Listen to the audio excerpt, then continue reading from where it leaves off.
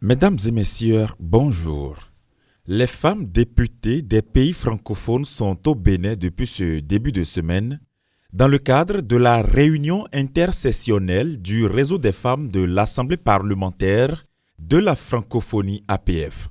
La tribune de la capitale revient sur l'ouverture officielle de cette réunion qui a eu lieu ce mercredi 17 avril 2024 au siège de l'Assemblée nationale du Bénin à Porto Novo. Dans son intervention, écrit le journal, la présidente du réseau des femmes parlementaires de la francophonie s'est réjouie des efforts fournis par le Bénin sur le front de la représentativité des femmes au sein des organes de prise de décision, notamment au Parlement.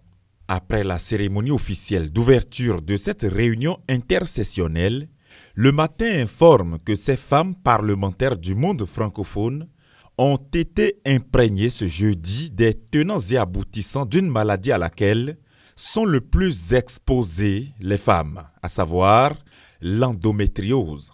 Le journal informe qu'à cette occasion, le professeur Justin Denapo, spécialiste en gynécologie obstétrique, a été auditionné sur les symptômes et le traitement de l'endométriose qui s'avère une pathologie hélas très peu connue du public en Afrique, mais qui est pourtant très dangereuse et relève d'une question de santé publique.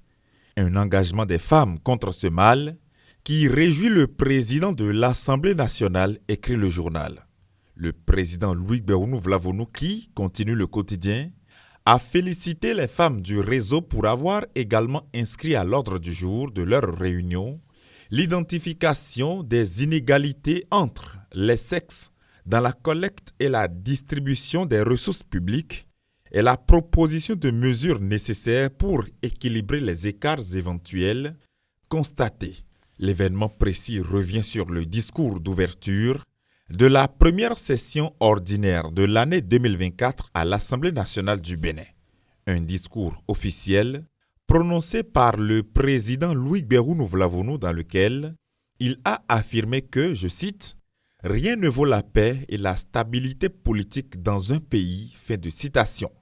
Selon le journal, le président de l'institution parlementaire s'est dit très sensible aux conflits qui sévissent un peu partout dans le monde.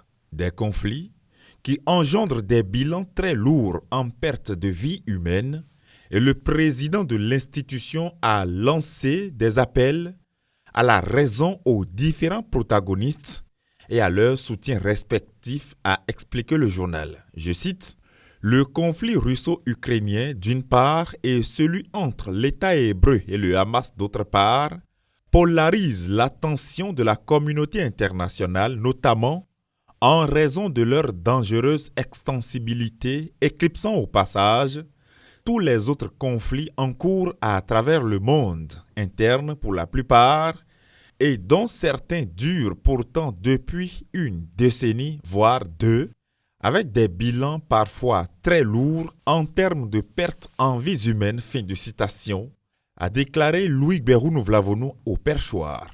Pêle-mêle à présent, Bénin Intelligent informe que Joseph Djogbenou, à travers une conférence de presse, a démenti des propos à lui attribués au sujet d'une prétendue candidature pour la présidentielle de 2026.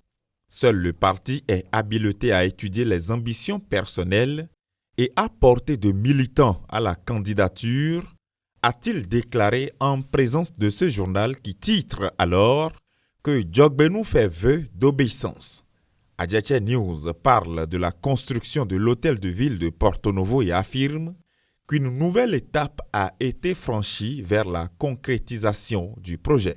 Nord-Sud Quotidien informe quant à lui que 3 policiers ont été mis aux arrêts de rigueur pour excès de zèle.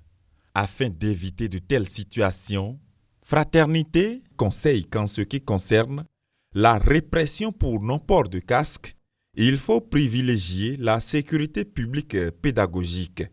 Fin de cette revue de presse. À bientôt.